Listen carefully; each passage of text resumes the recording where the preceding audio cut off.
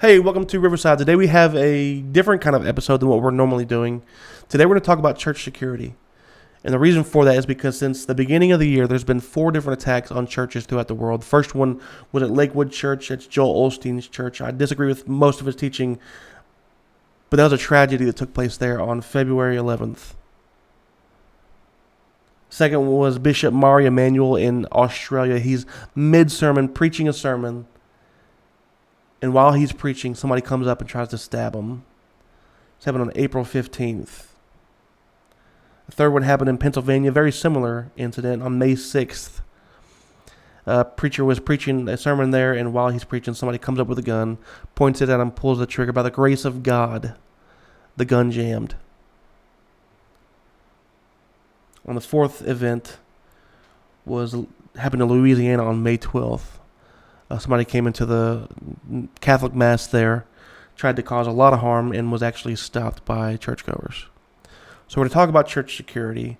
And keep in mind, my goal here is not to fearmonger. It's not to scare anybody, cause panic at all. My goal is preparation. I want you to leave this podcast. I want you to listen to this podcast and leave going, I learned something, and I'm more prepared now to, 1, prevent an attack on my church, and 2, to handle an attack if it were to happen.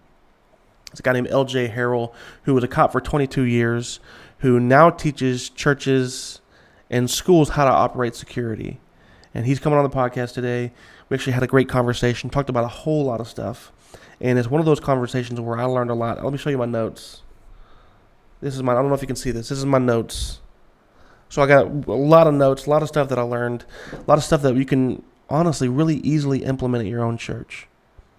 So listen to this, maybe take some of these ideas to your elder, maybe send this link to your elders or your church security team at church and go from there. But this is one of those things, church security or just security in general, it's one of those things where you need to get on top of it before tragedy strikes. A lot of churches and a lot of places of business and whatever take the idea, the attitude of, well, we don't really need to worry about it. It's probably not going to happen, so we're just going to kind of go with the flow.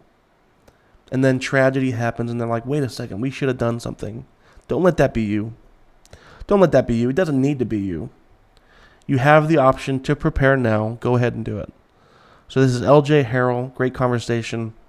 Like, comment, subscribe, all that stuff. Send it to whoever you think needs to hear this.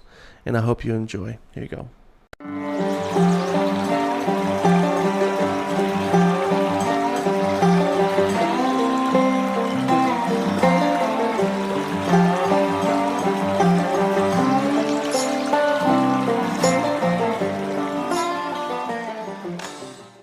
Okay, so we'll start from the top. Your name is LJ Harrell. You were in law enforcement for how long did you say?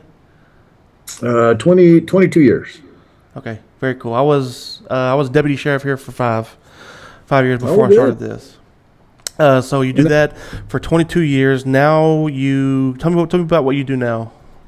So I am considered what they call a safe school liaison. It's for the Roswell Independent School District. So I kind of oversee all the security matters throughout the school, from school resource officers to any of the security projects we do, new construction of schools, all those types of anything to do with security. Okay. And how'd you come about that?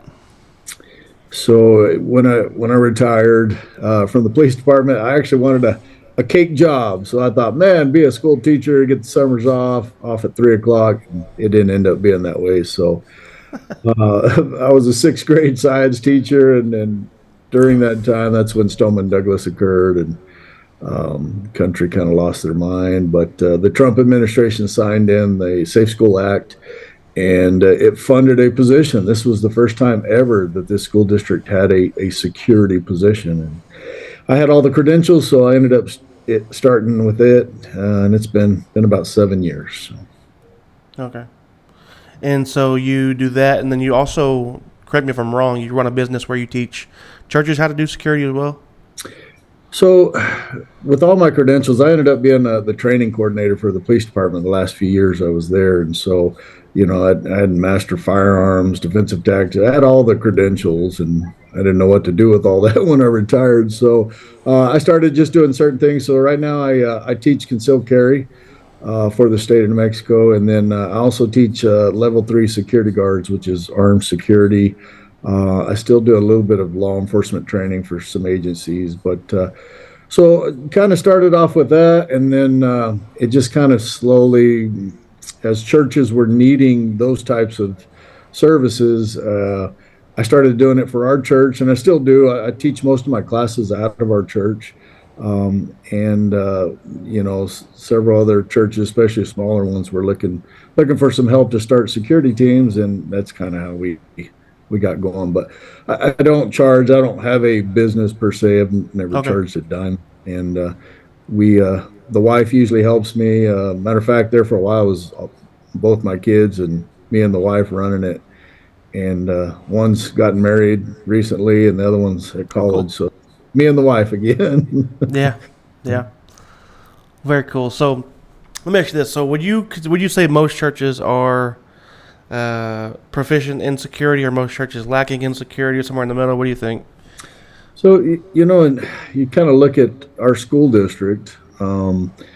We have nothing in place for security, and we're slowly getting there. As I've been in this job, it's been turtle's pace, but it really surprised me how little we had in place, and how much we relied on law enforcement to show up and save the day. And you look at the national average is about 6 to 10 minutes for the law enforcement to get there. And so when it comes to churches, I'll be honest with you, especially around here, we see uh, quite a bit more interest, and almost every one of the churches around our town have some type of small security team. Okay. Um, and therefore, they're leaps and bounds just by having that. They're leaps and bounds ahead of most of our schools, most of Walmart or anywhere else that Mm-hmm. doesn't have any type of armed security. And most of it's based off of just concealed carry. Good individuals who, lots of retired cops in church and that type of thing that wanted to protect the flock. And so, in our church, I got about 14 members now on our security team. About half of them are retired police officers, and then there's a couple that are still active duty, and then just some good folks that have some decent skills to help protect. But around our area, I would say churches are probably the league leader as far as actually looking at security and dealing with it in a proper way. Okay. Very cool. From my experience, it seems, I guess, few churches that I've been to. I've been in this one church my whole life, but from the other churches I've been to here and there, from what I can tell, the security is not super strong. Not that it's not there. Maybe I just don't see it. But okay, so let's say you got a church that's wanting to start a security team from scratch, from the base starting point. What would you advise them to do? And again, you got to identify that there's a difference between safety and security. So most churches are very safe. You have a fire suppression system. You have anything to protect you from non-living threats, and we do good at that. Lots of regulations for that, and then you got to understand that security is totally different. That's your living threat that's going to try to harm individuals, and it's a lot tougher in the fact that you have to be vigilant 24/7. You never know when something's going to hit, and it always seems like when we let our guard down, that's when bad things happen. So once you identify that, yes, churches in today's world are definitely have a large security threat. They are a target Yeah. as the country moves farther and farther away from God. You see people being more and more hate filled toward the churches. We live in a society that wants to legalize, from drugs to anything else, no restraint on anything, and therefore the church is one of the main restraints, and they view that as a threat toward what they want to do. So you're starting to see a lot more folks targeting churches just for the fact that they don't like the church telling them that something's wrong or they shouldn't do this or that type of stuff. So churches are becoming more of a security threat. So once you identify that, then you need to pretty much identify the resources that you have. If you go to a church that has 50 people and average age is 70 plus, it kind of limits some of your ability to have security presence. You Yeah. still can. There's still Yeah. other things. So once you identify a few folks and then get them interested, then you can kind of work as a group to work from there. Okay. Um, in our schools, I teach what's called Alice, and I'm sure they don't want me teaching it over the air, but Alice is nothing more than an acronym, and it really helps as far as Okay. anytime you're doing any security team or any security for any buildings. And ALIS stands for alert is the A, the ability to lock down or to prevent the threat from being able to get in, Okay. some way to provide information. There must be a counter, and that's the big one as far as your security teams having armed individuals. And then last but not least is the evacuation portion. So as we, at the church, I use those same principles, and we make sure that there is a system to alert all involved if we do have something. And it can be simple. We do nothing more than the little buzzers that you get when you go to a restaurant, and it's your turn. They click that little buzzer and it shakes in your hand and flashes a light. So all of our security team carry those in their pockets. Oh, okay. And I've never thought of that. That's a good idea. oh yeah, it works really good. And then just with one push of the button, it lights all of them up. So depending on what part of the building they're in, they know something is occurring. So that's worked good for alert. Our lockdown system, I don't know if you're familiar with intrusion glass. 3M No, makes I'm it, not.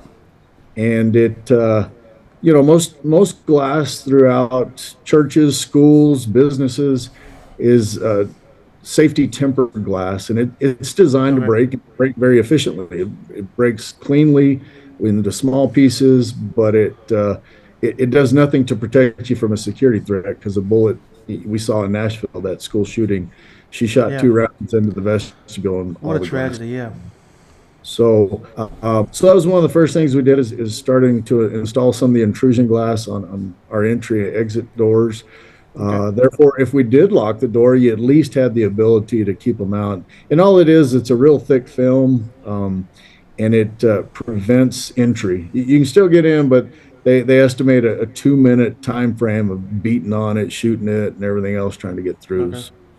So we increase that, the ability to lock a thread out. Information, we all carry radios, therefore we can talk throughout the entire time. We installed very basic cameras throughout our school, our church building. Just 9. That's all there You is. use. Sorry to interrupt. Do you use PTZs or? So Josh is the one that set it up. He was our IT guy. I He's such a couldn't tell nerd. you. It's still in place what he installed. So they've been really good. We've used them. We've had several incidents in the church.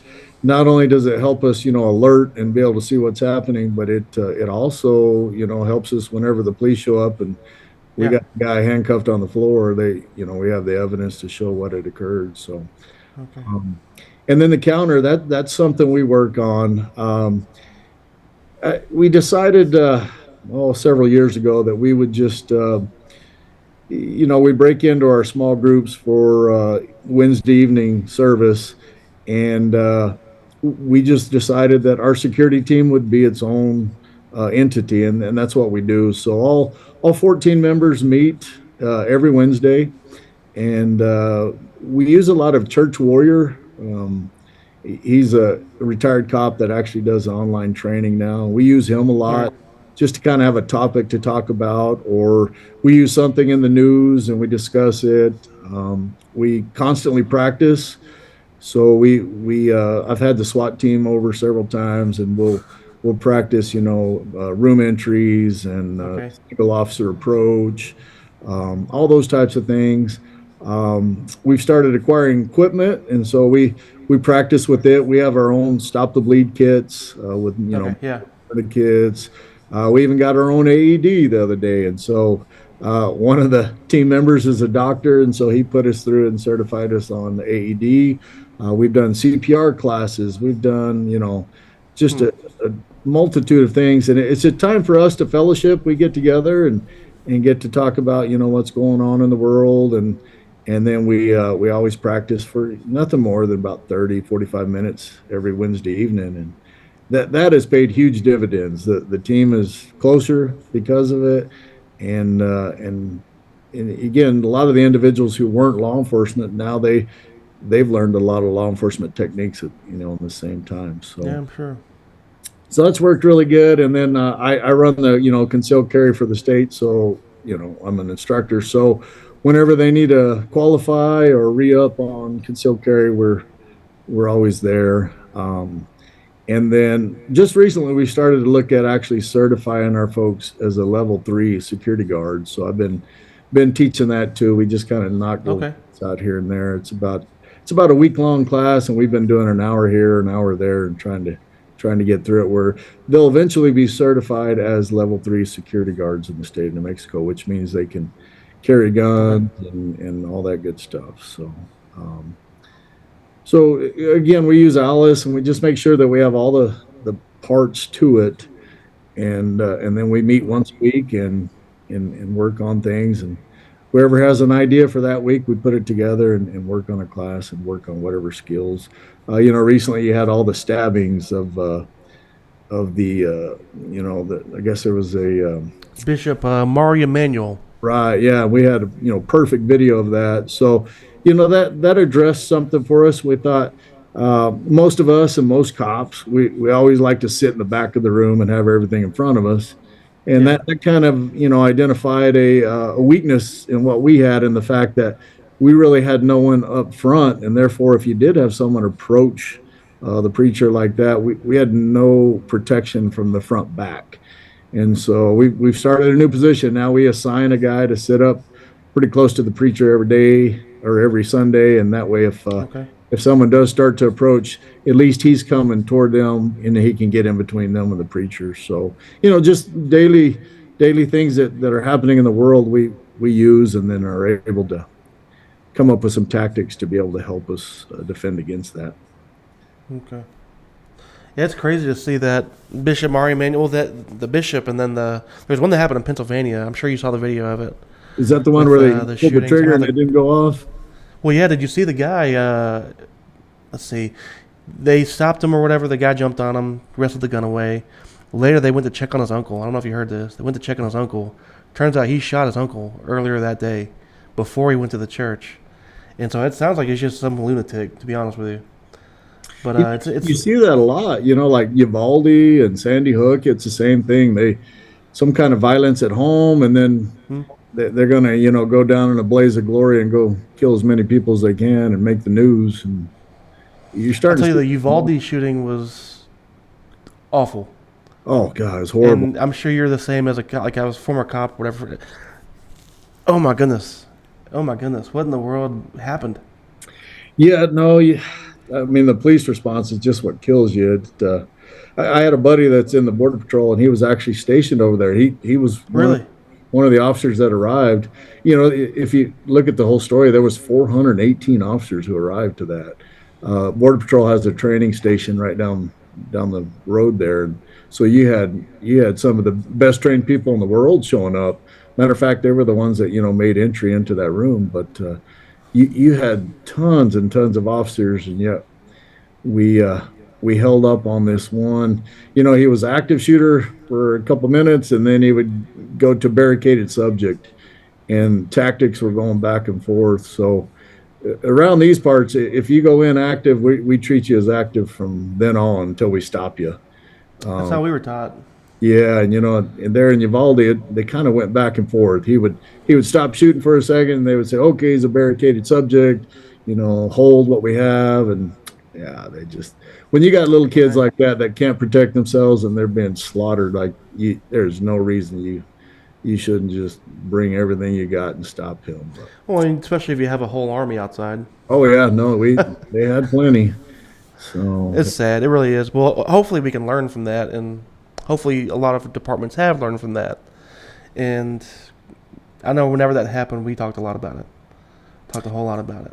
no, and I think it was a good eye opener. These tragedies, they in today's world, that's one of the things. And I know when I retired, about the time videos were coming on every officer, and I never had a video attached to my body, and now every officer has to. We even have a law in the state of New Mexico that an officer has to, or they can actually get charged up for not having it on. Really? Yeah, so you're getting front row seat to all the violence in the world, and Yeah. nobody realized what it was like, and now you're getting to see it, firsthand, and it's bad in some ways, but it's good in other ways for training. You Yeah. can't beat it. It never before had we seen all this type of stuff, and now someone who's never been in a shooting, you can show them a video and at least put them into that situation and help their mind be able to work through it. But Yeah. It's hard to keep your heart guarded from that and not get cynical, I think. it Just is. seeing all that, even if you're not in law enforcement, just seeing all the violence on TV and social media, it's like it gets to you. It can get to you. Oh, for sure, But yes. okay, so let me ask you this: what kind of people would you be looking for your security team moving forward?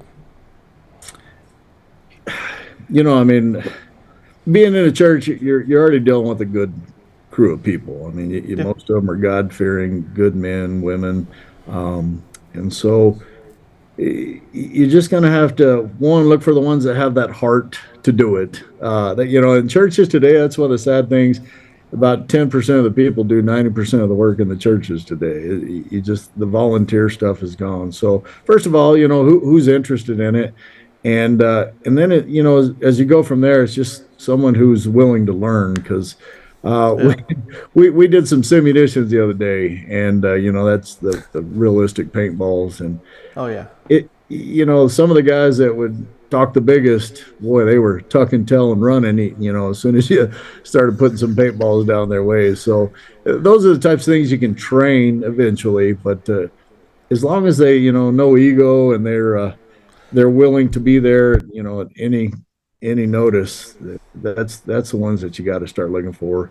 And then your retired law enforcement, they're always a good Oh source yeah.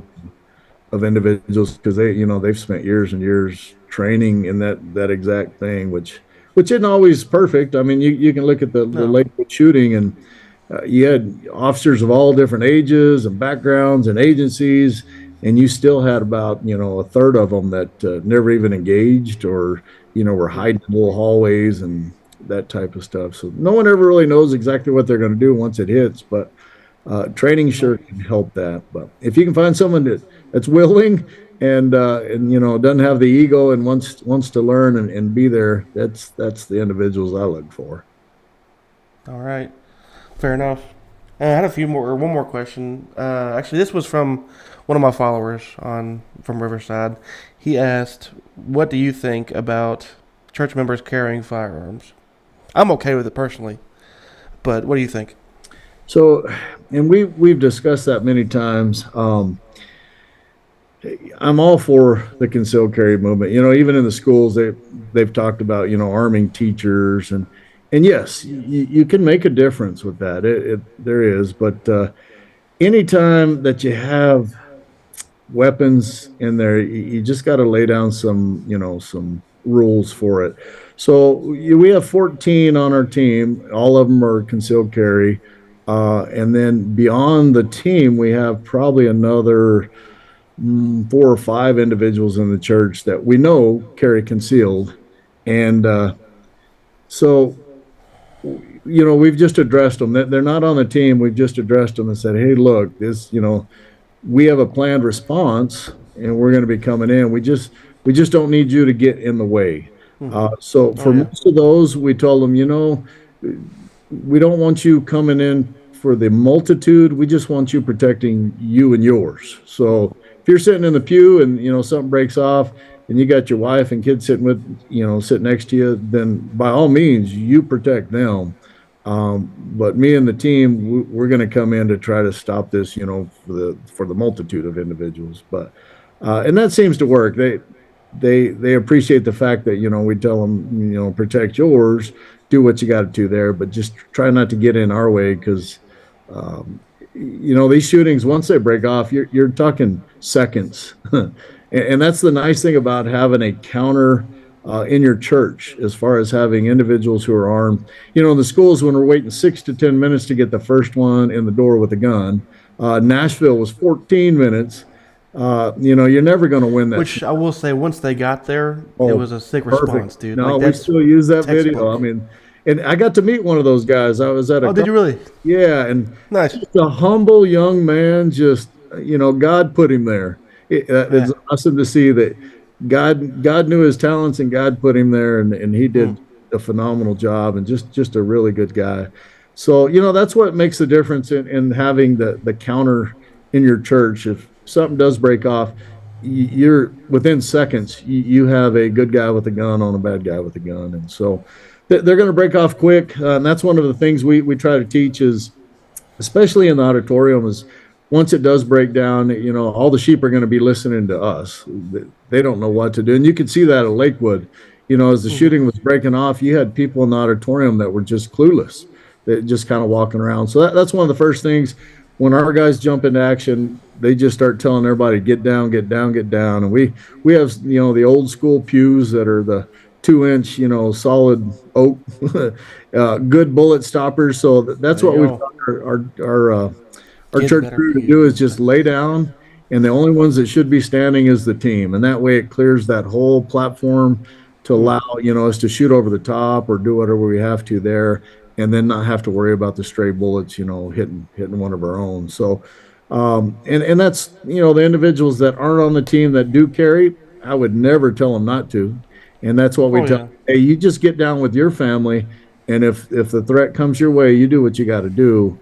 Just try to stay out of our way and let us try to finish this thing within seconds. Okay. What are some 'cause what are some preventative measures before it gets to that point? Because the goal would be to stop it before they even get in, or maybe even deter them altogether. So, what are some ways you can kind of do that? And it's similar to schools too. When you look at studies, I believe it's 84% of the time someone else knew the attack was coming. The thing about mass Really, I did not know shootings, that. 84%. 84%, and that's one of the reasons why, like in the school district, we use like the anonymous reporting systems, because you go back to Columbine. They spent a full year planning that thing out. And so Hmm. most of the time your mass shootings aren't just this spur of the moment type thing. There's planning. And so you always look at the pathway to violence. And usually there's some kind of grievance, which, in a church, you may not know what that grievance is. I Right. believe in that Catholic church, he had said something about Islam or something, and that's what fired up the guy that came in and stabbed You him. talking about this most recent one? Well, in all of them actually, that where the parishioner got stabbed, and the one that pulled the gun on that one. There was something that Okay. the preacher had said, and we didn't know that caused a grievance, but it did. So Okay. sometimes you don't get to see the grievance, but usually after that, you're going to start seeing that the individual is going to start planning. And one of the biggest things is they will start to do kind of a breach. They'll come, to the church to look around. You may catch them, in a back hallway where most people wouldn't normally be. They may be looking into a room. Those types of things are really important, because now you can start to see that they're planning a potential attack. They may be even, looking where your cameras are, or those Okay. types of things. So, there's some kind of grievance. Then there's all this planning that's going to occur. Most of the time, you'll see it in some kind of a breach where they're looking at things, security features that most people would never pay attention to. So Okay. you usually kind of have an idea. The other thing is, single point of entry is one of the biggest things. We In our church, we Okay. have multiple points of entry, and we had this door in the back of the church that has a tiny parking lot back there, and there was about 10 families that have parked there since the church opened. And You only got to get the same parking spot. right, yeah. So we wanted to get rid of that thing, and boy, that those families fought us. And it was a horrible I'm sure placement. it It's did. the back of the building. We couldn't monitor it very well. So one day, God finally stepped in. We couldn't get it done, and someone finally broke in that door and got into the building in the middle of the night. And so it cost more to replace that door than just to cut it off. So God helped us out. We were able There to you go. down. And so what we do now is, one of the biggest things is, again, we have cameras at all the doors, but Once church starts, we or as people are getting there, we usually have one of the team members at every door, and you greet people, you look them up and down. In police work, we always talk about that. Every time I dealt with someone, I'd look them in the eyes, and then I just started looking all over their body, looking. Do you Hmm. have a weapon? Do you have anything? So Yeah. we usually have a guy at every door. They greet people. They make the assessment there, vet. If anything is out of the ordinary, then we get other team members over there and maybe talk to them or see what's going on. Once the church starts, we shut it down. There's only one point of entry. We lock every other door, and then again we have cameras that monitor them. But then That everything. actually, sorry to interrupt. That actually answers one of my other questions. One other person from my followers asked at one point, if ever during service, should doors be locked. So you say once service starts, one point of entry and that's it. And again, they're all push bars. So I mean, if there's a fire, they can push and get out. They're not Right. locked, that way. But yes, once the church starts, we have several dedicated individuals that's what they do is they go to every single door, make sure they're secure and locked, and then again Right. we have cameras on them just in case they did come under attack in any way, and then we leave one point of entry, and we have Okay. two men that sit there in the foyer the entire church time. So if someone shows up late, they're there to greet them, talk to them. But that's one of the biggest things is limiting your points of entry. Uh, and Okay. you can look at the Lakewood shooting. I mean, she pulled right Hmm. up the door and came right in there. And the sad thing of the Lakewood is you had multiple officers sitting there, but one of them was on the cell phone, one of them wasn't paying any attention, and that's the big thing. It Complacency. Complacency yeah, kills. security is you got to be vigilant 24/7. And as soon as you let your guard down, that's when something's going to happen. So we usually keep two men up there, and they can kind of talk back and forth and kind of stay engaged, and they do a really good job. It's no. I always tell people, Disneyland has one of the best security teams you'll ever find, but you'll never see them. Yeah. And they're there, but you're never going to see them. That's kind of the way we run our security team too. It's all plain clothes. There's nothing distinguishing anybody, Oh yeah. and it is just under the radar, and they're the nicest guys. So when someone shows up, they just love them with kindness and just talk, Good. talk, talk. And when you get to talking to someone, you can really quickly figure out if there's a dark heart there, or if they're just really someone looking for some help. And we've had several incidents. We Years ago, I've gone on a SWAT call, and the individual had lit his house on fire, and he said, "I will kill the first fireman or cop that comes through that door." And I would happen to be the Bet. first cop that came through the door. So he was full of it. He lit the house on fire and took off, and so we didn't find him. Well, as things work out, he literally showed up. That was on a Thursday. He showed up at our church that Sunday, and we still don't know exactly what his intentions were or what, but we ended up having to chase him down the street and tackle him and do all kinds of stuff. And a lot of the reason why we were able to handle him is we had a single point of entry, and he had exited the building and was headed to his vehicle. He'd parked right up front, and me and a BLM ranger, we stopped him, wouldn't let him get back in, and that's when things got ugly. So having those single points of entry that are monitored is one of the biggest things. Having cameras that are monitored is another big one. You can have one person monitor the entire building, but again, it's constant effort, and you just have to have people in the right place and have people that are engaged the entire time. What would you say to the people who are like, because you'll, it's inevitable. You're gonna hear somebody going, "Come on, isn't this a little bit of overkill?" What would you kind of say to that? And again, we try not to ever make it overkill, and we do. We have those people that you know like to make fun of it or whatever. And that's the thing about security. The whole defund the police movement. You'd never see defund the fireman movement. We don't think that way. Yeah. And security is just that one. It's the one thing that how do you quantify how effective they were?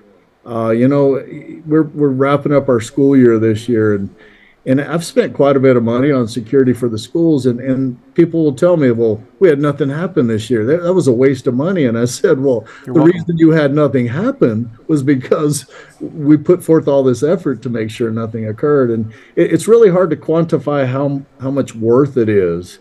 And I always tell people, you can go to other countries and people can't worship God in peace. They're No.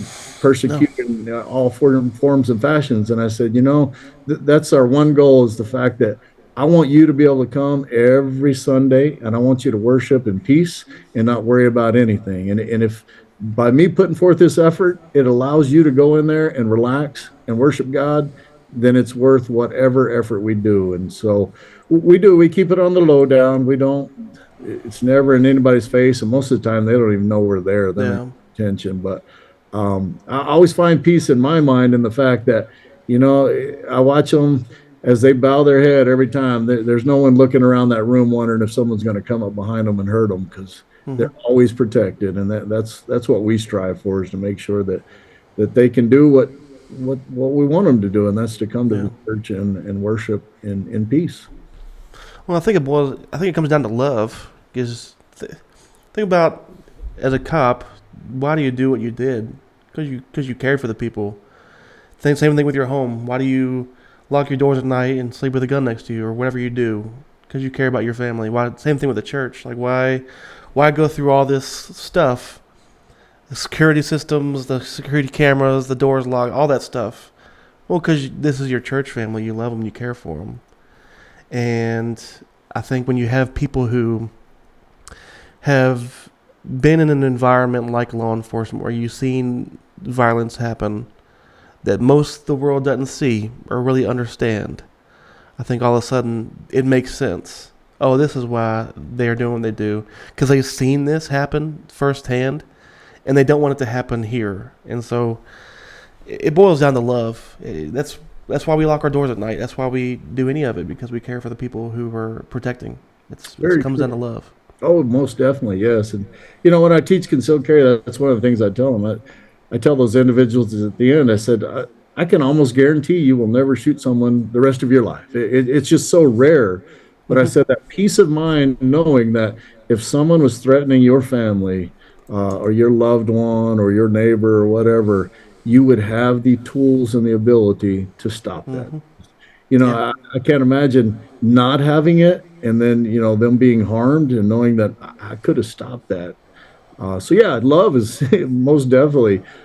Security is, a lot of people like to twist it and say, that's it's such hatred, or in my concealed carry class, I teach it at the church, and the last night I actually put them into a simunition a scenario, very simple, and they end up having to shoot this bad guy, and very simple. And I used to give them their videos so they could kind of watch them. Well, a few of them put them on Facebook, and you should have seen the hatred that came out. How in the world could a church, be part of teaching this, shooting other individuals? And that's what they miss. It has nothing to do with that. If I was the best doctor in the world and could save every life with an AED, everybody would love me.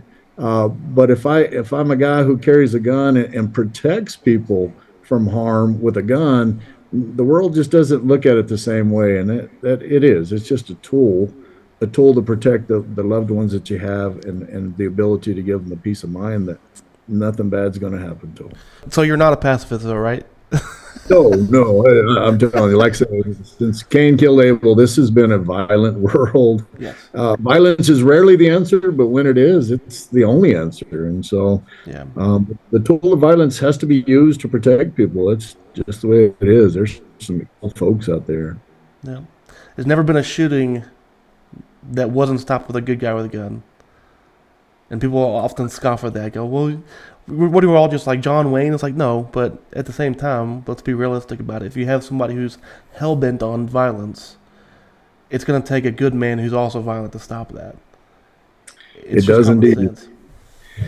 George I'll ask Orwell you said, one more question, and yes. then we'll bounce. Okay. And I'd love to have you on again sometime. Oh, I It's been a appreciate joy. it. But last question is from one of my followers as well.